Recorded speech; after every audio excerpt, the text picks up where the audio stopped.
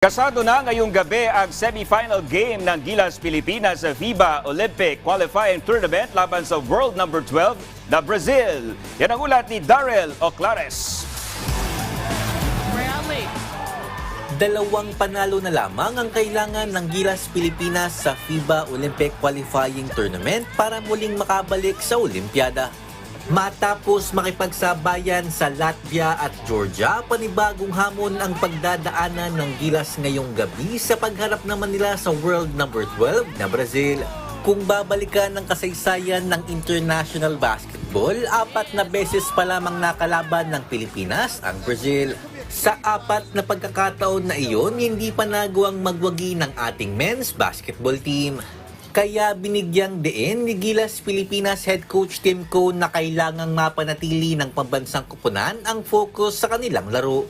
I hope that's not coming through our minds because, we're very process driven. We want to just stay what's right in front of us. We don't want to look at the end zone and the end game and think, wow, what happens if we can make it to Paris?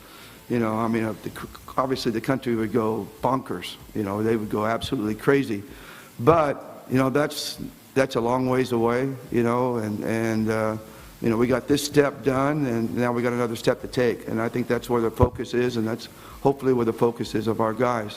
Para naman kay Brazil head coach Alexander Petrovic, magsasagawa rin sila ng ilang mga adjustments para manalo kontra sa Pilipinas. The Philippines is a completely different. It's a highly technical team with excellent players, 4 or 5 of them. They play more than 33 minutes. Latvia is going to have to play physical game, and we need to play, different way against Philippines.